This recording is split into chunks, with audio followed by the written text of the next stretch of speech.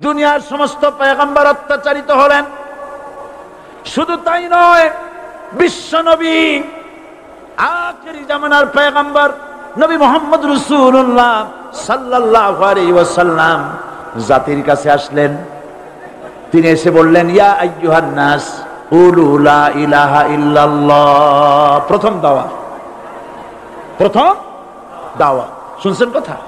রাসূলুল্লাহ বলছেন, ও জাতি, আমার রাসূল তো মক্কার রাসূল না শুধু, মদিনার রাসূল না শুধু, আরবি ভাষা ভাষীদের রাসূল না শুধু, আমার নবী কি নবী? চিল্লায় বলেন।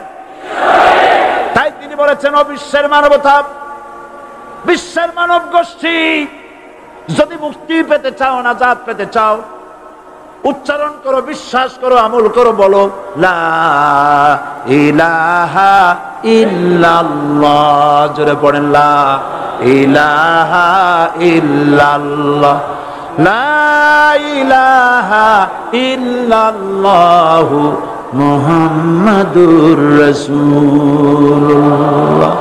আবু জাহেল বুঝছিল কলেমার অর্থ? কথা বলেন না কেন? আবু জাহেল বুঝছিল? উতবা, সাইবা, মুগিরার গোষ্ঠীরা বুঝছিল? বুঝেছে। তারপরে তারা চিন্তা করলো যে সর্বনাশ তো করছে, লা ইলাহা, কোন ইলাহ নাই, আইনদাতা নাই, বিধানদাতা নাই, তাহলে আমরা কি ঘরে বসে বসে কি করব? উনি নতুন একজন ইলাহ নিয়ে আসছে, আল্লাহ ছাড়া কোন ইলাহ নাই, তাহলে আমাদের কাজটা কি? প্রথমে তারা চেষ্টা করলো যে একটু দেখি নরম নরম ভাবে হয় নাকি। চলে গেল আবু তালেবের কাছে, আসে না হাদিসে বললো, আবু তালেব, তুমি তো কুরাইশদের নেতা, তোমার ভাইয়ের ছেলে কয়টাই কি? কি আশ্চর্যজনক কথা! লা ইলাহা ইল্লাল্লাহ, আল্লাহ ছাড়া কোনো ইলাহ নাই, তা আমরা করব কি?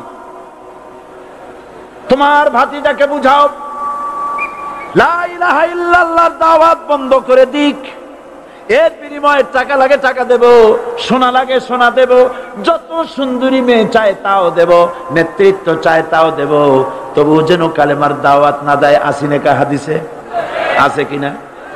নবীজি যখন বাড়ি ফিরলেন, চাচা আবু তালেব নিজের কলিজার টুকরা সন্তান হযরত জাফর আলীর চাইতে তিনি ভালোবাসতেন কলিজার মতো করে মুহাম্মদ সাল্লাল্লাহু আলাইহি সাল্লামকে। বলছে, বাবা, এমন কথা কেন বলো যাতে লোকেরা খেপে যায়? এই কথাগুলি বলো না, ওরা আমার কাছে এই সব প্রস্তাব দিয়ে গিয়েছে। রাসূলুল্লাহ প্রস্তাব শুনে এগ্রি করলেন। জি, আমার নবী বলেন, ও আমার চাচা আবু তালেব, প্রস্তাবকারীদেরকে শুনিয়ে দিন। হুজুরের সাথে তখন অনেক লোকজন নাকি? অনেক অস্ত্রপাতি? কিচ্ছু নাই, আল্লাহর শক্তি ছাড়া কিছুই না। আমার নবী বলেন, ও আমার চাচা আবু তালেব, প্রস্তাবকারীদেরকে শুনিয়ে দেন। যেটা দেওয়া সম্ভব সেটা তো দূরের কথা, যেটা দেওয়া সম্ভব নয় তাও যদি তারা দিতে পারে আমারে, যেমন আকাশের সূর্যটা ধরে এনে ওরা যদি আমার ডান হাতে তুলে দেয়, আকাশের পূর্ণিমার চাঁদটা ধরে যদি বাম হাতে আমার তুলে দেয়, এর বিনিময়ে এক মুহূর্তের জন্য তাওহীদের দাওয়াত আমি বন্ধ করে দেব না। সুবহানাল্লাহ। রাসূল করিম সাল্লাল্লাহু আলাইহি ওয়াসাল্লাম তাদের এই প্রস্তাবকে যখন গ্রহণ করলো না, কাফেরেরা বুঝলো। আমি আগেই বলেছি, তিন শ্রেণীর লোক বাধা দিয়েছে। কয় শ্রেণী? প্রথম শ্রেণী কি? রাষ্ট্র শক্তি, তাদের হাতে অস্ত্রপাতি তো খুব শক্তি, আর তারা একবার ক্ষমতায় যায়, ওরা মনে করে এই ক্ষমতা থেকে আমাদেরকে কেউ নামাইতে পারবে না। বিংশ শতকের শ্রেষ্ঠ মুজাদ্দিদ আল্লামা সৈয়দ আবু দাওয়া মওদুদী রাহমাতুল্লাহ আলাইহি তিনি এক জায়গায় লিখেছেন, স্বৈরাচারীরা তার পতনের সমস্ত ছিদ্র বন্ধ করে, কিন্তু একটা ছিদ্র বন্ধ করতে পারে না, মনের ভুলে সে ছিদ্রটা থেকেই যায়, যেই ছিদ্র দিয়ে আসলে তার পতনটা হবে। ক্ষমতায় গিয়ে মনে করে চিরকাল ক্ষমতায় থাকবো। ভারতের প্রধানমন্ত্রী পণ্ডিত জওয়াহরলাল নেহেরু রাঁচি পাগলাগারদে গিয়েছেন, মেন্টাল হসপিটাল। পাগলেরা নেহেরুকে দেখে আশ্চর্য হয়ে গেছে, এত সুন্দর মানুষ, মাথায় কিস্তি টুপি, গায়ে শেরওয়ানি, মুসলমানি ড্রেসই আলাদা, যদিও তিনি হিন্দু ছিলেন, পরেছেন মুসলমানি ড্রেস। শেরওয়ানি কাদের পোশাক? কাদের পোশাক? হাতে ছড়ি নিয়ে হাঁটা, স্টাইল করে, সুন্দর পাজামা, সুন্দর টুপি, সুন্দর সাজসজ্জা করে মুসলমানদের ড্রেস। এই ড্রেস পরে তিনি গিয়েছেন। সবসময় যে ড্রেস তিনি পরতেন। পাগলেরা জিজ্ঞেস করছে, তুমি কে গো? উনি বলছেন, আমারে চেনো নাই? আমি ভারতের প্রধানমন্ত্রী পণ্ডিত জওহরলাল নেহেরু। পাগলেরা বলছে, ও সেই কথা। আমরাও যখন একুইটালে আসছিলাম, এই তোমার মতো লম্বা লম্বা কথা আমরাও বলছি। থাকো আমাদের সাথে কিছুদিন, তোমার মাথাও ঠান্ডা হয়ে যাবে। ক্ষমতায় যারা থাকে, ক্ষমতার মোহে চতুর্দিকে অন্ধকার দেখে, মনে করে আমার পতন আর হবে না। কিন্তু তোমাকে বুঝিবে যে গোকুলে বাড়ি শেষে গাড়ির চাকা সব সময় উপরে থাকে না। গাড়ির চাকা সব সময় উপরে থাকলে গাড়ি তো চলবেই না। গাড়ির চাকা ঘোরে বলেই তো গাড়ি চলে। সুতরাং এই উপরে তোমার চাকা উপরে এখন আছে বলে, তোমার দলের চাকা উপরে আছে বলে যারা মানুষের উপরে জুলুম করছো, আলেমদেরকে ধরতেছো, মুসল্লিদেরকে ধরে ধরে জেলে ঢুকাচ্ছ, সময় আসবে এমন ইন্দুরের গর্ত অপমানা পালাবার জন্য।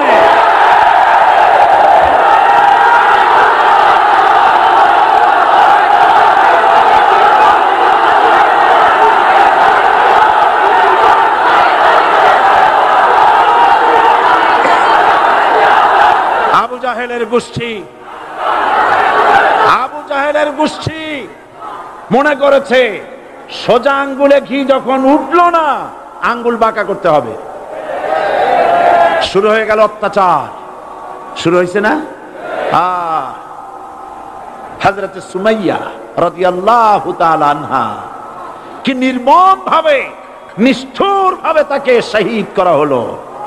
খাব্বাব, খুবাইব, হযরত খাব্বাব রাদিয়াল্লাহু তাআলা আনহুকে দেখে হযরত ওমর একদিন বলছিলেন, খাব্বাব তোমার পিঠে এত গর্ত কেন? এত গর্তওয়ালা পিঠ আর এত চিকুন কোমর আমি তো জীবনেও দেখিনি। হযরত খাব্বাব বলেছেন, ওমর জানো না, ইসলাম কবুল করার অপরাধে, কালেমা পড়ার অপরাধে কাফির বেঈমানেরা আমাকে মারধর করেছে। যখন আমি তাদের মারে কালেমা ছাড়ি নাই, তখন আগুন জ্বালায়া আগুনের আংটার উপরে, আংটা আগুনের উপরে আমাকে চিৎ করে শোয়ায়া, আমি যেন নড়াচড়া করতে না পারি সেজন্য আমার বুকের উপরে পাথর চাপা দিয়া রেখেছে। আগুনে গোশত পুড়ে পুড়ে আগুন ভিতরে ঢুকেছে, গায়ের রক্ত আর চর্বি গলে গলে পড়ে আগুনগুলো নিবেছে। ওই পিঠে যে গর্ত হয়েছে আজও পর্যন্ত সেই গর্ত মিটে যায় নাই। হযরত খাব্বাব রাদিয়াল্লাহু তাআলা আনহু বলছেন, বুখারী শরীফে হাদিসে ভাবে এসেছে, ওয়ান খাব্বাব বিন আরিত রাদিয়াল্লাহু তাআলা আনহু আন্নাহু قال শাকাউনা ইলা রাসূলিল্লাহি সাল্লাল্লাহু আলাইহি ওয়াসাল্লাম ওয়া হুয়া মুতাওয়াসসাদুন বুরদাতুন লাহু ফি জিল্লিল কাবা। আমি গেলাম রাসূলুল্লাহর কাছে, যে দেখি হুজুর বাইতুল্লাহ শরীফের ছায়ায় আরাম ফরমাচ্ছেন। আমি কাছে গিয়া বললাম, আলা তাস্তানসিরু লানা আলা তাদউ লানা ইয়া রাসূলুল্লাহ, হে রাসূল আপনি কি আমাদের জন্য দোয়া করবেন না? আপনি কি আমাদের জন্য আল্লাহর কাছে সাহায্য প্রার্থনা করবেন না? মার খেয়ে খেয়ে তো শেষ হয়ে গেলাম। শুনতেছেন আপনারা? আল্লাহর নবী উঠে বসলেন, বললেন, খাব্বাব শোনো, তোমাদের আগে যারা এই পৃথিবীতে এসেছিলেন দ্বীনের দাওয়াত দেওয়ার জন্য, সমকালীন রাষ্ট্র শক্তি তাদেরকে ধরতো, ফায়ুখাজুর রাজুলু ফায়ুহফারু লাহু ফিল আরদ, তার জন্য তারে ধরে নিয়ে মাটির মধ্যে গর্ত করত, ফায়ুজআলু ফিহা, এরপরে সেই গর্তের ভিতরে তাকে কোমর পর্যন্ত গেড়ে দিত। সুম্মা ইউতা বিল মানশাব, এরপরে করাত আনা হতো, ফায়ুদাউ আলা রাসিহি, এরপরে করাতটা মাথার উপরে রাখা হতো, ফায়ুজআলু নিসফাইন, এরপরে করাত দিয়া চিরে চিরে জীবিত মানুষটাকে দ্বিখণ্ডিত করে ফেলে দিত। মা ইয়াসুদ্দুহু যালিকা আন দীনি, এত কষ্ট দেওয়ার পরেও, এত জুলুম করার পরেও দ্বীনের দায়ীদেরকে এক চুল পরিমাণ আল্লাহর রাস্তা থেকে তারা সরাই দিতে পারে নাই। ওয়াল্লাহি, ও খাব্বাব, আমি আমার আল্লাহর নামে কসম করি। ও মুসলমান, কে কসম করতেছে? আল্লাহ রাসূল। আমি আমার আল্লাহর নামে কসম করি, ওয়াল্লাহি লা ইউতাম্মান্নাল্লাহু হাযাল আমর হাত্তা ইয়াসির রাকিবু মিন সানা ইলা হাযরামাউত। সেদিন বেশি দূরে নয়, ইয়েমেনের রাজধানী সানা থেকে শুরু করে সৌদি আরবের হাযরামাউত পর্যন্ত হাজার হাজার মাইল এই দীর্ঘ পথে যুবতী নারী তার সৌন্দর্যের পশ্চা নিয়া, আর ধনাঢ্য ব্যক্তিরা, সওদাগরেরা তাদের টাকা পয়সা নিয়া একাকে নিয়ে অথবা দলবদ্ধ ভাবে মানুষেরা যাতায়াত করবে। লা ইয়াখাফু ইল্লাল্লাহ, মানুষের মনের মধ্যে কোনো ভয় থাকবে না। এমন একটা সময় আসবে, ওয়ালাকিন্নাকুম তাস্তাজিলুন, অথচ তোমরা বড্ড তাড়াহুড়ো করছো। তাড়াহুড়ো করো না, অপেক্ষা করো, ধৈর্য ধরো, মার খাও, জেলে যাও, শহীদ হও, আল্লাহর রাজ কায়েম হবেই হবে।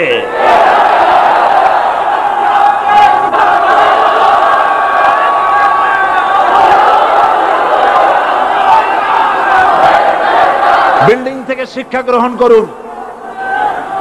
বিল্ডিং, ইমারত, দালান থেকে শিক্ষা গ্রহণ করুন। এই যেটা দালান আছে না পাশে, দেখতে পাচ্ছেন? এই দালান কি দিয়ে তৈরি করা হয়েছে বলেন? ইট।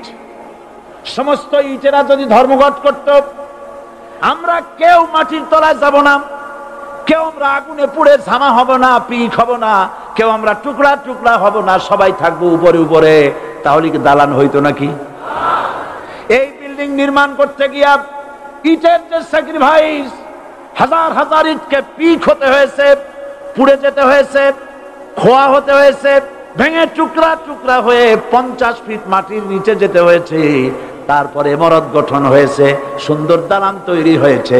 যারা ইসলামী শাসন চান, আল্লাহর দ্বীনকে বিজয়ী দেখতে চান, তাদেরকে অসংখ্য মানুষকে পোড়া ইটের মতো জেলখানায় পুড়ে পুড়ে মরতে হবে, অসংখ্য মানুষকে ফাঁসির কাস্তে ঝুলতে হবে, গায়ের রক্ত দিতে হবে, শহীদ হতে হবে, তারপরে ইসলামের ইমারতটা কায়েম হয়ে যাবে। শায়ের, কবি কি সুন্দর করে বলছেন, কবি সুন্দর করে বলছেন, ये शहादत गाहे उल्फत में कदम रखना, ये शहादत गाहे उल्फत में कदम रखना, लोग समझते हैं आसा है मुसलमान होना। মানুষেরা মনে করে মুসলমান হওয়া খুব সহজ জিনিস। না, মুসলমান হওয়ার অর্থ হলো শাহাদাতের ঈদগাহে শামিল হয়ে যাওয়া।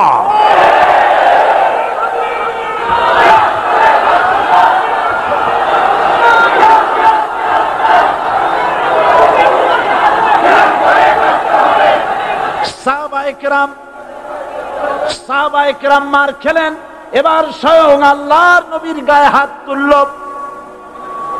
আবু জাহেল এসে হুজুরকে মারলেন, গলায় চাদর দিয়া এমন জোরে টান মেরেছে, রাসূলুল্লাহ পড়ে গিয়েছেন। হাদিসে এসেছে হুজুরের চোখ মোবারক ঠিকরে পড়ে যেতেছে, চেহারা মোবারক লাল হয়ে গিয়েছে, জমিনের উপরে আছাড় মেরে ফেলেছে। রাসূলের এই অবস্থা দেখে হযরত হামজা তখনও কাফের ছিলেন, শিকার থেকে এসে তিনি এই দৃশ্য দেখলেন, দাসীর মুখে শুনলেন, ছুটে চলে গেলেন আবু জাহেলের বাড়িতে। যায় বলে, আবু জাহেল রে, তুই মুহাম্মদ সাল্লাল্লাহু আলাইহি ওয়াসাল্লাম মেরেছিস, বল কেন মারলি? এমন ভালো মানুষ তো জীবনেও চোখে দেখি নাই, যিনি কোনো মিথ্যা কথা বলেন না, ভালো ভালো কথা বলেন, এক আল্লাহর গোলামি করার জন্য বলেন। এই সব ভালো কথা বলার জন্যই তুই তারে মারলি নাকি? আরে আবু জাহেল, তুই কি মনে করছিস মুহাম্মদ সাল্লাল্লাহু আলাইহি ওয়াসাল্লাম তার পিতা আব্দুল্লাহ মারা গেছে বলে মুহাম্মদ সাল্লাল্লাহু আলাইহি ওয়াসাল্লাম এতিম হয়ে গেছে মনে করেছিস নাকি? জেনে রাখ, মুহাম্মদ সাল্লাল্লাহু আলাইহি ওয়াসাল্লামের পিতা আব্দুল্লাহ মারা গেছে, কিন্তু চাচা হামজা তো মরে যায় নাই। হাতের ধনুক দিয়া এমন জোরে আঘাত মারলেন, আবু জাহেলের মাথা ফেটে রক্ত ফিনকি দিয়ে বেরিয়ে এলো। হযরতে হামজা ঘরে ফিরে এসে রাসূল করিম সাল্লাল্লাহু আলাইহি ওয়াসাল্লামের মস্তক মোবারক কোলে উঠায় নিলেন আর বললেন, বাবা, তোমাকে মেরেছে বলে আমি আবু জাহেলের মাথাটা ফাটাই দিয়ে আসছি, তুমি খুশি হও। হুজুর বলছেন, চাচা কার মাথা ফাটাইছো এইটা বলে আমারে খুশি করতে পারবা না। হযরত হামজা বলেন, তুমি কি হলে খুশি হবে? হুজুর বলেন, হামজা চাচা গো, আমি খুশি হব যদি একটিবার চাচা তোমার মুখে শুনতে পাই ঈমানের কালেমা। হযরত হামজা বলেন, মুহাম্মদ সাল্লাল্লাহু আলাইহি ওয়াসাল্লাম, আমি বুঝতে পেরেছি তুমি কোনো সাধারণ মানুষ নয়। সাধারণ মানুষ হলে পরে তুমি প্রতিশোধে বিশ্বাসী হতে, খুশি হতে। প্রতিশোধে বিশ্বাসী হও নাই, তুমি অবশ্যই আল্লাহর নবী, কোনো সন্দেহ আমার নাই। তুমি সাক্ষী থাকো, আমি পড়ে নিলাম, লা ইলাহা ইল্লাল্লাহু মুহাম্মাদুর রাসূলুল্লাহ। জোরে পড়ে, লা ইলাহা ইল্লাল্লাহু মুহাম্মাদুর রাসূলুল্লাহ। ঘাবড়াবার কারণ নাই। এর অর্থ এই নাই যে আপনারা কালেমার দাওয়াত দিবেন আর রাষ্ট্রশক্তি আপনারে পিটাইতেই থাকবে, আপনার কোনদিন আপনার সুদিন ফিরে আসবে না। বিষয়টা কি এমন না। আমার আল্লাহর ওয়াদা শুনুন, ওয়ালা তাহিনু ওয়ালা তাহজানু ওয়া আনতুমুল আলাউনা ইন কুনতুম মুমিনিন। মুমিন যদি হও আমি তোমাদেরকে বিজয় দান করব। সুবহানাল্লাহ বলেন। আজ যদি আমাদের উপরে বিপদ এসে থাকে তাহলে তার একমাত্র কারণ পূর্ণাঙ্গ ঈমানের অভাব আমাদের মধ্যে রয়েছে, ঠিক কিনা? আজ পৃথিবীতে সবথেকে মার খায় কারা? চিল্লায় বলো। আলজেরিয়ায় কারা? বসনিয়ায় কারা? চেচনিয়ায় কারা? প্যালেস্টাইনে কারা? প্যালেস্টাইনের মুসলমানদেরকে মারি মেরে শেষ করে দিল। দেখছেন ছবিতে না? দেখেন না? প্যালেস্টাইনের মুসলমানদের যে কে যখন মারা হচ্ছে, বাংলাদেশের প্রধানমন্ত্রী তখন আমেরিকায় ক্লিনটনের সঙ্গে কথা বলতেছেন। তিনি ক্লিনটনের কাছে তার পিতৃ হত্যার জন্য দায়ী সাজাপ্রাপ্ত 3 জন ব্যক্তিকে ফেরত চাচ্ছিলেন। আমার দৃষ্টিতে এটা কোনো অপরাধ নয়। সন্তান তার পিতার প্রতি আকর্ষণ থাকবে, আমার আপত্তি সেখানে। আপনি প্রধানমন্ত্রী, শুধু শেখ পরিবারের প্রধানমন্ত্রী নন, শুধু আওয়ামী লীগের প্রধানমন্ত্রী হওয়া উচিত নয় আপনার। আপনি পৃথিবীর দ্বিতীয় বৃহত্তম বাংলাদেশের 12 কোটি মুসলমানের প্রধানমন্ত্রী।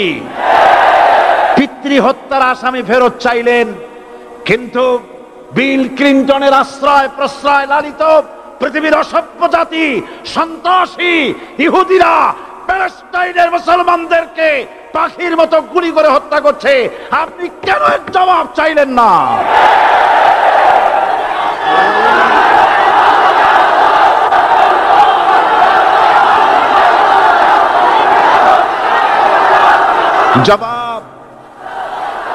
জবাব আপনি চাইতে পারবেন না, কারণ মুনাফিকদের সাহস হয় না, সাহস হয় মুমিন ব্যক্তি।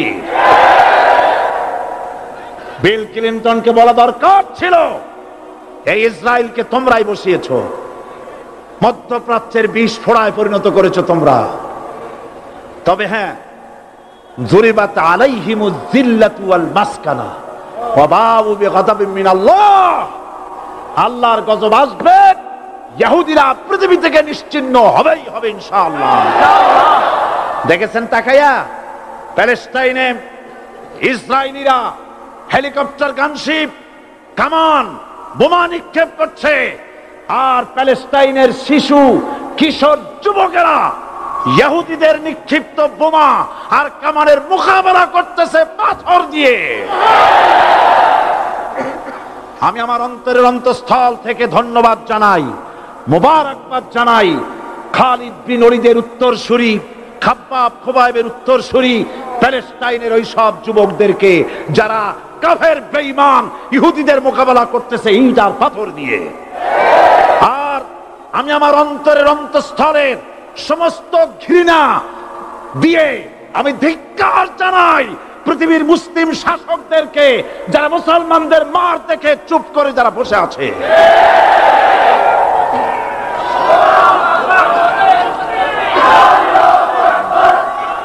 মুসলমান যদি মুসলমানের মতো হয় 10 জন যথেষ্ট। কয়জন যথেষ্ট? কোথায় আছে কথা? আল্লাহ পাক কোরআন শরীফের মধ্যে বলেছেন, একজন যদি হও ইমানদার মুত্তাকি 10 জনের উপরে বিজয়ী হবে। 10 জন যদি হও 100-এর উপরে বিজয়ী হবে। 100 যদি হও 1000-এর উপরে বিজয়ী করব। জোরে বলেন সুবহানাল্লাহ। কবি বলতেছেন, ফিজায়ে বদরে পয়দা কুন ফেরেশতে তেরি নুসরত কো উতার সকতে গর্দু সে কতর আন্দর কতর আবি। বদরের মুসলমানদের মতো ঈমান আনো, তাহলে আকাশ থেকে কাতারে কাতারে ফেরেশতা নাজিল করে দিয়ে আল্লাহ পাক তোমাদেরকে সাহায্য করবেন। সুবহানাল্লাহ। সে আল্লাহ আছে না নাই? জোরে বলেন, আছে না নাই?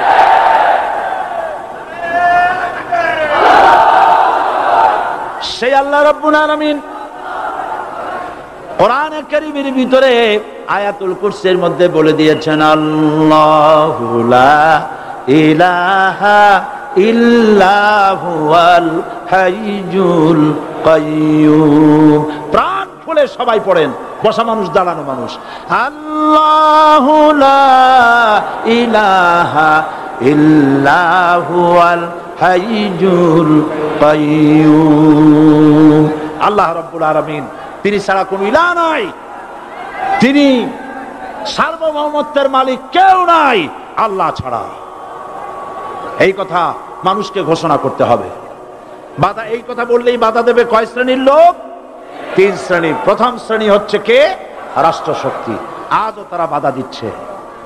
আল্লাহর আইন দিয়ে দেশ চালাও, তারা তাদের মন মর্জি মোতাবেক আইন দিয়ে দেশ চালাবে। আল্লাহ পাক বলছেন, আলা লাহুল খালকু ওয়াল আমরু। সৃষ্টি যার, আইন চলবে তা। কারো বাবার আইন চলতে পারে না, নিজেদের তৈরি করা আইন চলবে না। ইনিল হুকমু ইল্লা লিল্লাহ। একমাত্র আইন চলবে কার? এই আইন রাসূল করিম সাল্লাল্লাহু আলাইহি ওয়াসাল্লাম মদিনায় কোরআন দিয়ে প্রতিষ্ঠিত করেছিলেন। আল্লাহর বিধান, আল্লাহর সার্বভৌমত্ব কায়েম করেছিলেন। কোরআন সংবিধান হলো, চুরি বন্ধ হলো, ডাকাতি বন্ধ হলো, জেনা বন্ধ হলো, হত্যা বন্ধ হলো, ধর্ষণ বন্ধ হলো, সব কিছু বন্ধ হয়ে গিয়ে মুসলমানেরা শান্তি লাভ করলো, পৃথিবীর মানুষ শান্তি লাভ করলো। সুবহানাল্লাহ বিহামদিহি। আজ মুসলমানেরা শত্রু চেনে না, বন্ধু চেনে না। বন্ধুকে বানায়েছে শত্রু, শত্রুকে বানায়েছে বন্ধু। কে বন্ধু কে শত্রু চিনাই দিবেন কে? আল্লাহ। বলেন, কে দিবেন? আল্লাহ রাব্বুল আলামিন কোরআনে কারীমের মধ্যে পরিষ্কার করে বলেছেন, লাতাজিদান্না আশাদ্দান নাসি আদাওয়াতান লিল্লাযীনা আমানুল ইয়াহুদা ওয়াল্লাযীনা আশরাকু। আল্লাহ পাক বলছেন, হে রাসূল, মানুষের ভিতরে 2টা শ্রেণী মুমিনদের জন্য সবথেকে জঘন্য দুশমন। কয়টা শ্রেণী? 2টা। একটা হলো ইহুদ, আর একটা হলো মুশরিক। একটা হলো ইহুদি, আর একটা হলো মুশরিক। এটা হলো তোমাদের দুশমন। আর আজ আমাদের দেশে, পৃথিবীর বিভিন্ন দেশে মুসলমানেরা মুশরিকদের সঙ্গে সম্প্রীতি বাড়াচ্ছে, মুসলমানদের সাথে শত্রুতা বাড়াচ্ছে। আজ আমার দেশে পূজা পার্বণে বাধা নাই। পূজা পার্বণে বাধা আছে? পূজা পার্বণে বাধা নাই। বাধা কোথায়? কোরআন শরীফের তাফসীর মাহফিলে। কোরআনের তাফসীরের মাহফিলে বাধা দেওয়া হচ্ছে। গান বাজনায় 144 ধারা নাই, কিন্তু কোরআন শরীফের মাহফিলে 144 ধারা দেওয়া হচ্ছে। যারা দিচ্ছে তারা আবার ওমরাও করে, হজও করে। ওরা আমাদের বলে আমরা নাকি ধর্মের নামে রাজনীতি করি। বলে না, আমরা নাকি ধর্মের নামে রাজনীতি করি। আমি বলি, ধর্মের নামে আমরা রাজনীতি করি না, আমরা ধর্মীয় রাজনীতি করি। কথাটা বুঝে আসছে কিনা?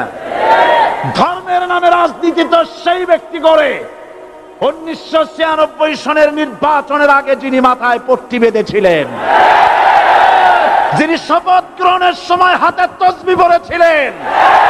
ধর্মের নামে রাজনীতি তিনি করেছেন। আজ অনেকগুলি ডিগ্রি পেয়েছেন তিনি, অনেকগুলি ডিগ্রি পেয়েছেন। কয়টা? মুখস্থ হয়ে গেছে আপনাদের। শকুনেরা, শকুন যদি গরুর গোশত কিনে খাওয়া লাগতো, 80 টাকা কেজি দরে শকুনে এত গোশত কিনে খাইতে পারতো না। লেখাপড়া করে যদি ডিগ্রি নেওয়া লাগতো, এত ডিগ্রি কপালে জুটতো না। পয়সা দিয়া ম্যানেজ করা ডিগ্রি, কিন্তু 9টা নিলে কি হবে? আসল ডিগ্রিটা এখনো বাকি আছে। আসল ডিগ্রি কোনটা? নির্বাচনের আগে পট্টি বেঁধে তসবিহ নিয়ে গোটা জাতিকে যে সফলভাবে প্রতারণা করতে আপনি পেরেছিলেন মহাপ্রতারক হিসেবে, সেই ডিগ্রি আগামী নির্বাচনের মোক্ষম সময় জনগণ আপনার গলায় পরায় দেবে।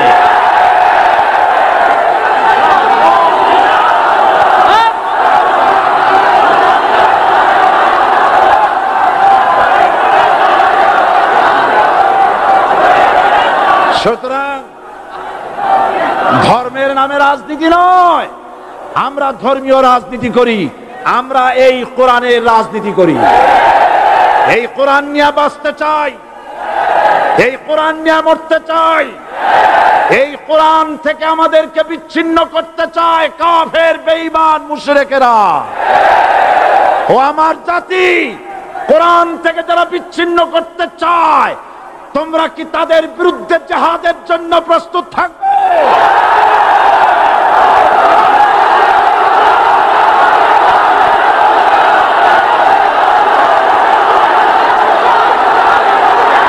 বসেন, বসেন, বসেন, বসেন, বসেন। আমি বুঝতে পেরেছি বিষয়টা কি। আসরের পরের থেকে বসা তো, সুযোগ পাইয়া খাড়া হইয়া কোমর সোজা করলেন। বসেন, সবাই বসেন। কোমর সোজা হয়ে গেছে, বসেন। এত বড় মাহফিল, জীবনে আর একটা পাবো নিশ্চয়তা আছে কি? জোরে বলেন, আছে? আজ আমাকে কথা বলতেই হবে ইনশাআল্লাহ, কারণ আগামীতে আবার আপনাদের সাথে দেখা হবে কিনা আমি জানি না। কথা বলতেই হবে। বসেন, কেউ দাঁড়িয়ে থাকবেন না। আমি দেখতে পাচ্ছি বাংলাদেশের ভাগ্য আকাশে উত্তর গগনে কালো মেঘ জমা হয়েছে, ঝড়ের পূর্বাভাস লক্ষ্য করছি। যদি মোকাবেলা করতে না পারেন সক্ষম ভাবে, এমন অন্ধকার গাঢ় কালো অমাবস্যার রাত আসতে পারে যার সুবে সাদেক হওয়া অসম্ভব। সুতরাং আপনারা কি কাপুরুষের মতো কাফের মুশরিকদের গোলামি করে মরতে চান? বিড়ালের মতো 500 বছর বেঁচে থাকার কোনো লাভ নাই। সিংহের মতো 1 ঘন্টা বাঁচতে চাই। আমাদেরকে বলা হয় সাম্প্রদায়িক উস্কানিমূলক কথা নাকি আমি বলি। পত্রপত্রিকা দিছে না তারা?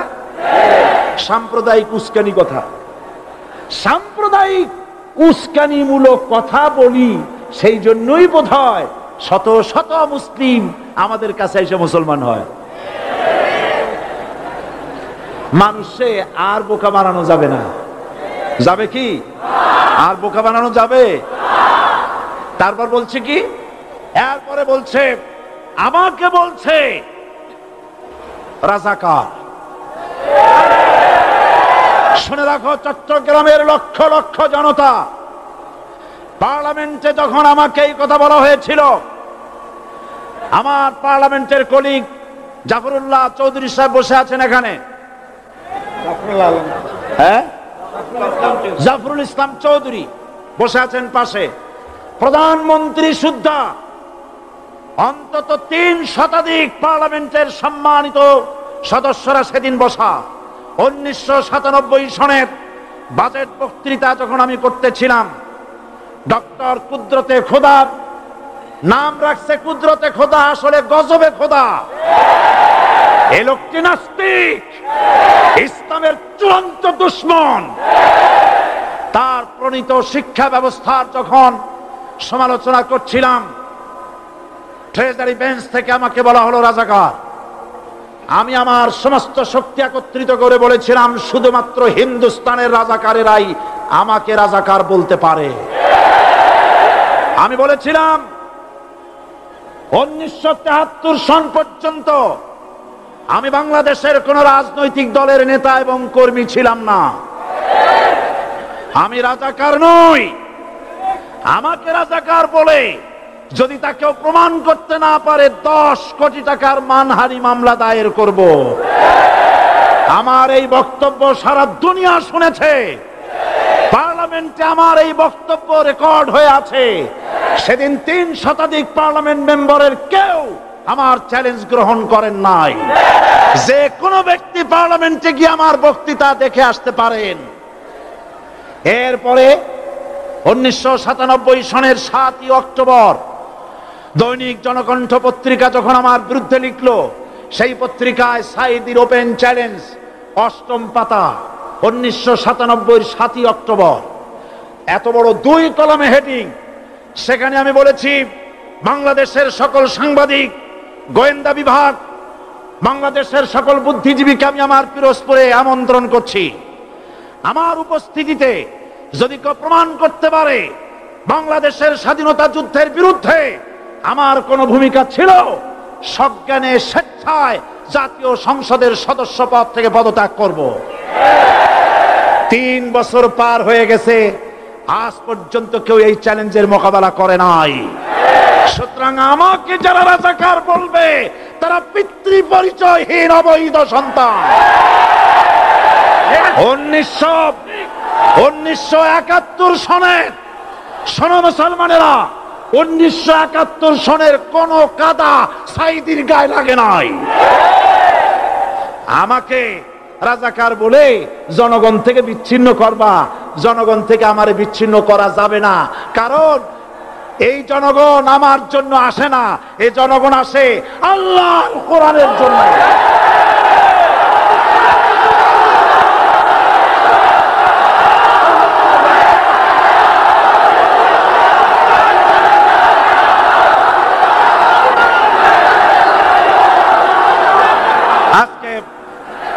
আর যারা ইসলামের কথা বলে, তারাই রাজাকার, তারাই মৌলবাদী। মৌলবাদী বললে আমরা অসন্তুষ্ট হই না, কারণ মৌলবাদী শব্দটা আসছে মূল থেকে। মৌল শব্দ এসেছে মূল থেকে। মূলবাদী তার মানে যারা মূলে আছে। মূল হলো কোরআন, মূল হলো হাদিস, মূল হলেন আল্লাহ, মূল হলেন আল্লাহ রসুল। আমরা আছি মূলে। এখন বলেন তো, মূলের শক্তি বেশি না আগার শক্তি বেশি? আমাদের যারা মৌলবাদী বলে ওরা হলো আগাবাদী। মূলে আছে কত কোটি? 12 কোটি। মূলে আছে কত কোটি? আর আমাদের যারা মৌলবাদী বলে ওই থাকো গাছের আগায়, আমরা মূলে।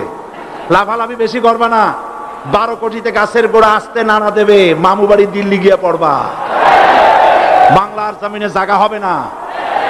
এ কথা বিশ্বাস করো। বাংলাদেশের মুসলমানদের শরীরে 1 বিন্দু রক্ত থাকতে শয়তানের তৈরি করা ধর্ম নিরপেক্ষ মতবাদ বাংলার জমিনে কায়েম হতে দেওয়া হবে না, হবে না।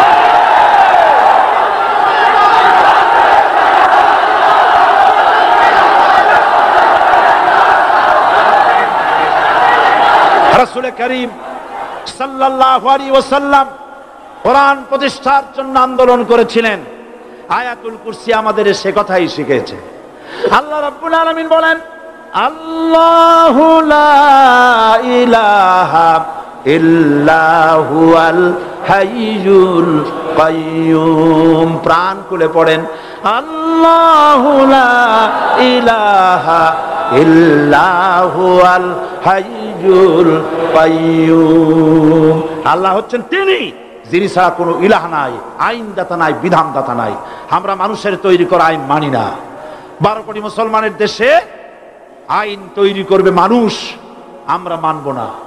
পার্লামেন্টে তৈরি হতে হবে কোরআন দিয়ে, পার্লামেন্টে আইন তৈরি হতে হবে কোরআন দিয়ে। সুতরাং ভয় যতই পান আর যতই ষড়যন্ত্র করেন, 4 দল যখন একত্রিত হয়েছে, ঐক্যবদ্ধ থাকবে, সরকার ঐক্যবদ্ধভাবে গঠন হবে, নির্বাচন ঐক্যবদ্ধভাবে হবে এবং কোরআন হবে, আল কোরআনের পার্লামেন্ট হবে বাংলাদেশে।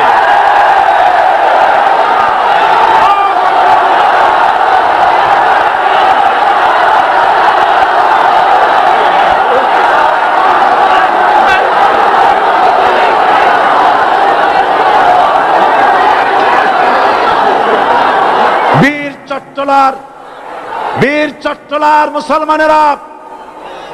চট্টলার মুসলমানেরা স্বাধীনতার ঘোষণা, এই চট্টগ্রাম থেকে স্বাধীনতার মহান ঘোষক প্রেসিডেন্ট জিয়াউর রহমান সাহেব দিয়েছিলেন। এই চট্টগ্রাম থেকেই ইসলামী রাষ্ট্রের ঘোষণা হবে।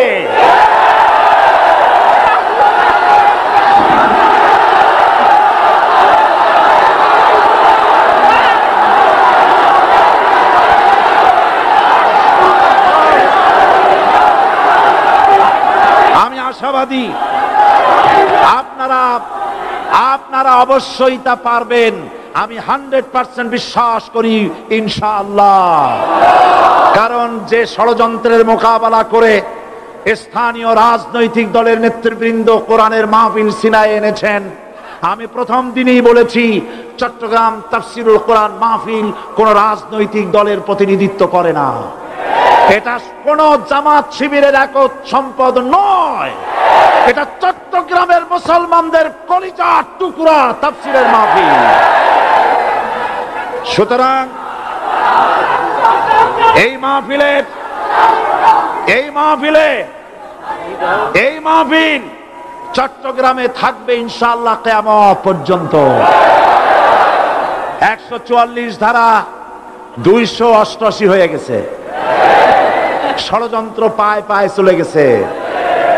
আমি ওই সব ছেলেদের বলি, সরকারি দলের ছাত্র হইয়া মুসলমানদের বিপক্ষে যাইও না। এদেশের ভাগ হয়ে গেছে দুটো শিবির, বোঝাই যাচ্ছে। একদিকে ভারতের পা চাটা গোলাম নাস্তিক মোরতাদ শ্রেণীর বুদ্ধিজীবী এবং তাদের মদতপুষ্ট সরকার, আর একদিকে ইসলামী শক্তি, ইসলামী দল আর দেশ প্রেমিক জাগ্রতবাদী শক্তি। একদিকে হিমালয় পাহাড় আর একদিকে সূচো ইঁদুর। আল্লাহ বিজয় দেবে মুসলমানদের। কাদের বিজয় হবে? বাংলাদেশে কোরআনের রাজ কায়েম হোক, তাকে আপনারা চান? কারা কারা চান দু হাত উঁচু করে দেখান। দাঁড়াবেন না।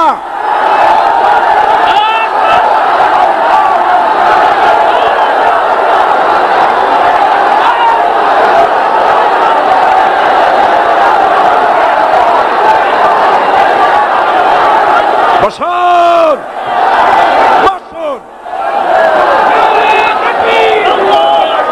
আবার বসেন।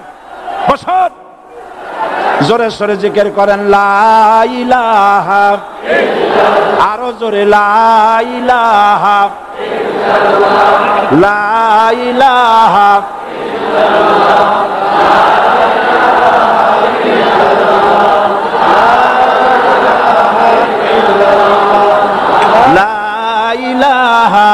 ইল্লাল্লাহ লা ইলাহা ইল্লাল্লাহ লা ইলাহা ইল্লাল্লাহ মুহাম্মাদুর রাসূলুল্লাহ। যারা যেখানে দাঁড়িয়েছেন বসুন। 3 শ্রেণীর লোকেরা আল্লাহর কালেমায় বাধা দিয়েছে। কয় শ্রেণী? একটা হলো রাষ্ট্রশক্তি, 2 নম্বরে মনে আছে ধনাঢ্য পুঁজিপতির গোষ্ঠী, ওরাও বাধা দিয়েছে। কারণ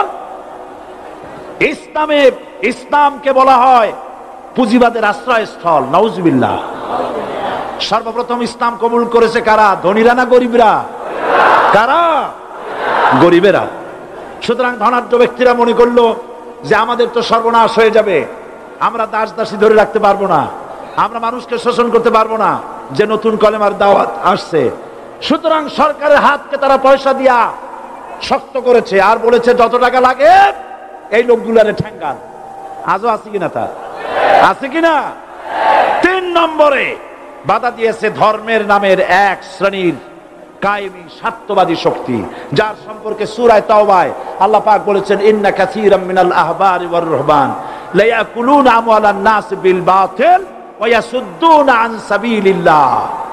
ইহুদি আহলে কিতাবদের মধ্যে এক শ্রেণীর বুজুর্গ ধরনের লোক, দরবেশ জাতীয় লোক, যারা নাকি মানুষের সম্পদকে বাতিল পন্থায় ভক্ষণ করে, ওয়া ইয়াসুদ্দুনা আন সাবিলিল্লাহ, এবং আল্লাহর রাস্তায় চলার জন্য মানুষকে বাধা প্রদান করে। এত বড় বিশাল মাহফিলে আপনি দাঁড়ায়া কোন মানুষকে কষ্ট দিবেন না, জায়েজ নাই। মুসলমানদেরকে কষ্ট দেওয়া কবিরা গুনাহ। বুঝতে পেরেছেন? যে যেখানে দাঁড়িয়েছে আপনারা বসা মানুষেরা তাদেরকে বসায় দেন। সুতরাং এই কালেমার দাওয়াত যখন হযরতে মুসা আলাইহিস সালাম দিলেন, ফিরআউন বলল, আমি তো জানি না যে আমি ছাড়া আরো কোন ইলাহ আছে, আইনদাতা তো আমি, তুমি নতুন কোথা থেকে আইনদাতা নিয়ে আসছো? ফিরআউন বলছে, দেখো, আমারে বাদ দিয়া যদি অন্য কাউকে ইলাহ বলে তুমি মানো, আর সেই শিক্ষা যদি যে জাতিকে দাও, তাহলে আমি তোমাকে ধরে লাআজআলান্নাকা মিনাল মাসজুনিন, আমি তোমাকে কারারুদ্ধ করব, আমি তোমাকে জেলখানায় ঢুকিয়ে দেব। রাষ্ট্রশক্তি প্রথম বাধা দিল কারা? বলেন সবাই। সেই বাধা কি ওখানে শেষ হয়েছে না এখনো আছে? আছে কিনা জোরে বলেন। আমি তোমাকে জেলখানায় ঢুকাবো। হযরত মুসা আলাইহিস সালাম বলেন, ফিরআউন রে, জেলের ভয় আমি করি না, আমাকে জেলের ভয় দেখায়া লাভ নাই, আমি আল্লাহ পাকের পয়গম্বর। হযরতে মুসা আলাইহিস সালাম, ফিরআউনের দলবল আছে, লোক লস্কর আছে, তার অস্ত্রের অভাব নাই। আল্লাহ রাব্বুল আলামিন মুসা আলাইহিস সালামের কাছে একটা অস্ত্র দিলেন। দিছিলেন কিনা? আল্লাহ পাক হযরত মুসা কি বলেছেন? ওয়া মা তিলকা বিয়ামিনিকা ইয়া মুসা, মুসা রে, তোমার হাতে ওটা কি? মুসা আলাইহিস সালাম বললেন, এটা লাঠি। আল্লাহ পাক বললেন, ফেলে দাও লাঠি। লাঠি ফালায় দিলেন। কি হয়ে গেল? হিয়া হাইয়াতুন তাসআ, লাঠি হয়ে গেল। এখন লাঠি পড়ে সাপ হয়ে গেল। সাপ দেখে নবী হোক, ওলি হোক, সাহাবী হোক আর আলেম হোক, সাপ দেখলে ভয় করে না মানুষের? মুসা আলাইহিস সালাম ভয় পেয়েছে। আল্লাহ রাব্বুল আলামিন হযরত মুসাকে শোনায় দিলেন, খুযহা ওয়া লা তাখাফ সানুঈদুহা সিরাতাহাল উলা, খুব ধরো, লা তাখাফ, ভয় পেও না। আল্লাহ বলছেন ধরো, ভয় পেও না। ধরার সঙ্গে সঙ্গে স্বাভাবিক অবস্থায় ফিরে আসবে, আবার লাঠি হয়ে যাবে। এখন আল্লাহ বলছেন ধরো। মুসা আলাইহিস সালাম কি ভয় পাওয়া উচিত হবে? উচিত হবে? মুসা আলাইহিস সালাম কি ভয় পাইছিলেন? কারণ হচ্ছে এই দুশমনের শক্তিটা খুব বড়ই দেখা যায়, মনে হয় যেন অনেক বড়, কি জানি কি। আল্লাহ পাক বলছেন, ইন্না কাইদাশ শায়তানে কানা দাঈফা, শয়তানের চক্রান্ত যতই তুমি মনে করো অনেক ষড়যন্ত্রের জাল বিস্তার হয়ে আছে, আল্লাহ কয় কিছুই না, দাঈফা, অত্যন্ত দুর্বল। আল্লাহ পাক বললেন ধরো। মুসা আলাইহিস সালাম সাপ ধরলেন, সঙ্গে সঙ্গে লাঠি হয়ে গেল। ফিরআউন বরদাস্ত করলো না, রাষ্ট্রশক্তির পক্ষ থেকে আক্রমণ শুরু হলো। অপরাধ কি? মুসা আলাইহিস সালামের অপরাধ কি? কি অপরাধ? মাশাআল্লাহ, বুঝতে পেরেছেন। অপরাধ হচ্ছে তিনি বলেছেন লা ইলাহা, জোরে বলেন লা ইলাহা ইল্লাল্লাহ। এই কালেমাকে আজ আমরা ভিক্ষার বুলি বানাইছি। এটা হলো সার্বভৌমত্বের বুলি, এটা হচ্ছে আল্লাহ পাকের সার্বভৌমত্বের কথা। আজ আমরা মানুষের কাছে আমরা শুনি, মানুষেরা ভিক্ষা চায়, লা ইলাহা ইল্লাল্লাহ, এক মুঠ চাউল দেন, লা ইলাহা ইল্লাল্লাহ 10 খান পাই দেন। এই হচ্ছে কালেমার জিকির। আবার কেউ কেউ জিকির করতেছে লা ইলাহা আস্তে, ইল্লাল্লাহ জোরে, এমন জোরে কলব সাফ করে, কলব তাতে থাকলেও পারে, গেলেও পারে। এই কালেমার জার, এর আঘাত পয়গম্বররা মেরেছেন। হযরত মুসা আলাইহিস সালাম যখন বলেছেন লা ইলাহা ইল্লাল্লাহ, এই ধাক্কা ফিরআউন বরদাস্ত করতে পারে নাই। দরিয়ায় নীলের ভিতরে আল্লাহ পাক ডুবাইয়ে শেষ করে দিয়েছেন, দেন নাই? হযরত মুসা আলাইহিস সালাম তার উম্মতেরা দরিয়ার পাশে বসে দ্বীনি কথাবার্তা বলতেছেন। এমন সময় ফেরাউন, তার শত্রু হচ্ছে মুসা আলাইহিস সালাম। শত্রু কেন? মুসা কি ফেরাউনের পাকা ধানে মই দিয়েছে নাকি? বলেন আপনারা। তার হালের গরু পিটায় মারছে নাকি? অপরাধ হলো তিনি আল্লাহর জমিনে আল্লাহর আইন প্রতিষ্ঠার কথা বলেছেন। এই শুধুমাত্র এই অপরাধে ফেরাউন তার দলবল নিয়ে 3 দিক থেকে আক্রমণ করেছে। মুসা আলাইহিস সালামের উম্মতেরা ভয় পেয়ে গেছেন। তারা বলছেন ইন্না লামুদরাকুন, আমরা পাকা হয়ে গেছি। 3 দিকে সাড়াশি আক্রমণ, 3 দিকে শত্রু, একদিকে দরিয়া, পালাবার রাস্তা আছে? হযরত মুসা আলাইহিস সালাম ভয় পেয়ে গেলেন, সারেন্ডার করলেন না।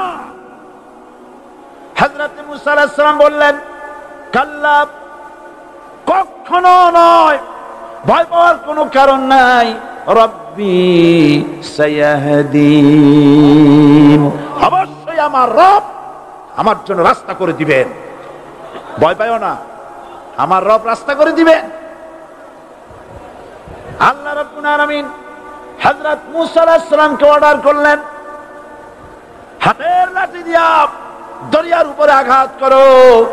হযরত মুসা আলাইহিস সালাম দরিয়ার উপরে আঘাত করলেন।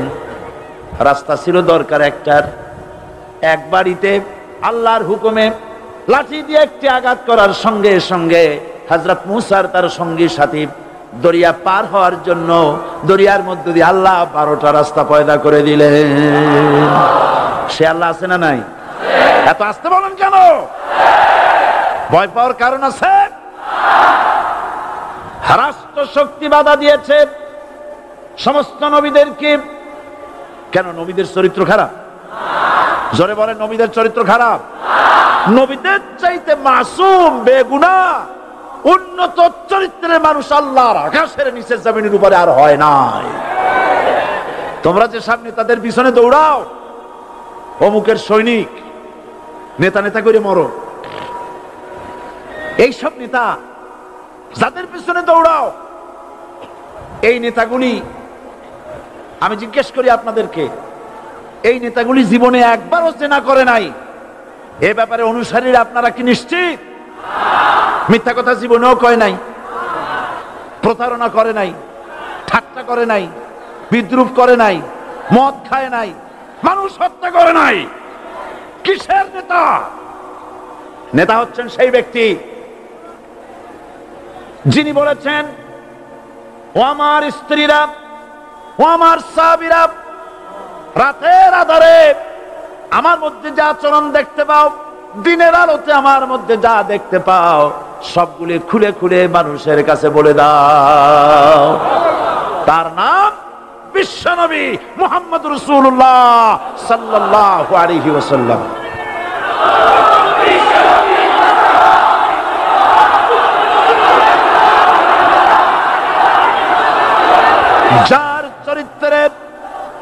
যার চরিত্রের সার্টিফিকেট আল্লাহ রাব্বুল আলামিন নিজে দিচ্ছেন, ওয়া ইন্নাকা লাআলা খুলুকিন আযীম। নবী হে, উন্নত চরিত্রের উপরে আপনি প্রতিষ্ঠিত। সুবহানাল্লাহ। কে সার্টিফিকেট দিচ্ছেন? আযীম, আযীম। আরবিতে চওড়াকে বলা হয় আরিদ, গভীরতাকে বলা হয় আমিক।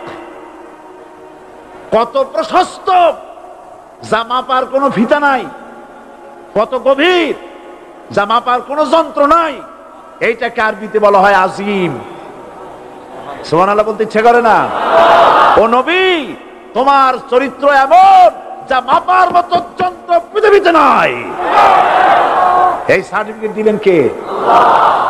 সমস্ত নবীরাই চরিত্রবান, নবীরা মাসুম বেগুনাহ। সুবহানাল্লাহ বিহামদিহি।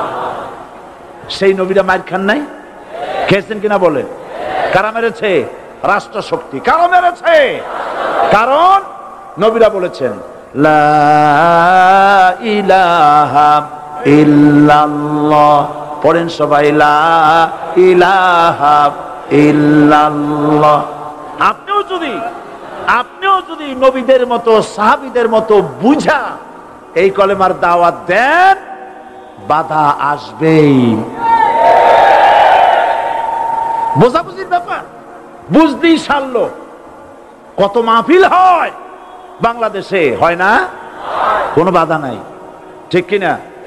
কত পূজা হয়, পার্বণ হয়, গান হয়, থিয়েটার হয়, গুনাগার বিবির গান হয়, কত কিছু হয়। কোনো বাধা আছে? তাফসীরের মাহফিলে বাধা।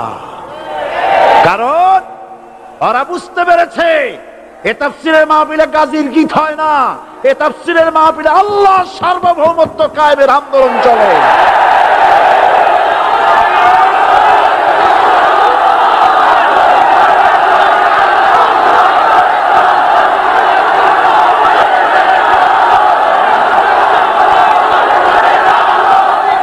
এবার দেখুন, এবার কলেমা বোঝেন, কালেমা বুঝুন।